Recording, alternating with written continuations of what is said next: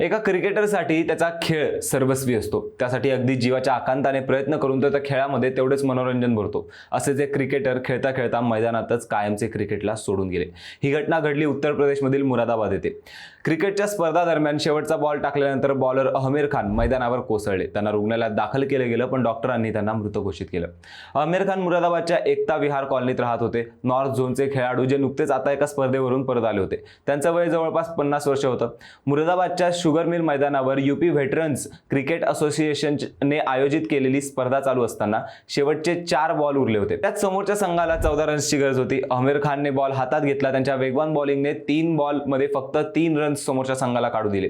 शेवटच्या बॉलमध्येही त्यांनी आपल्या अंदाजाने समोरच्या संघाला एकही रन काढू दिला नाही, ज्यामुळे त्यांचा संघ ही मॅच जिंकला. मात्र त्यानंतर आमिर खान हे पिचवरती बसले आणि त्यानंतर झोपले. त्यांचा श्वास थांबलेला पाहून त्यांचा संघ घाबरला.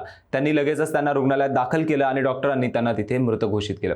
संघाला विजय मिळवून दिला. मात्र त्यांच्या पश्चात त्यांची पत्नी, 2 पोरं, 1 भाऊ आणि 1 बहीण असा त्यांचा परिवार पोरका झाला.